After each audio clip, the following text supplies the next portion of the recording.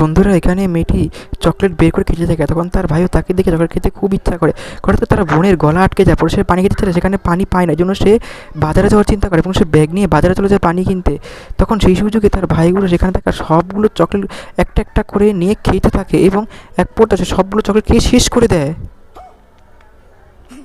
তারপর তার ভাই দ্রুত করে কিচেনে গিয়ে গোল্ডগুলোকে গলাতে দেয় এবং গাছের থেকে বাদাম ছিঁড়ে নিয়ে আসে।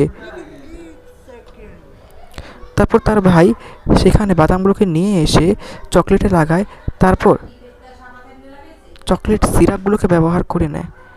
এরপরে বাদামগুলোকে ভেঙে ভেঙে একদম সেই চকলেটের মতন হুবহু বানিয়ে দেওয়ার চেষ্টা করে এবং বীজাণু গোল্ডগুলোকে নিয়ে আসে, সেগুলোকে শুকিয়ে কাগজে পরিবর্তন করে ফেলে।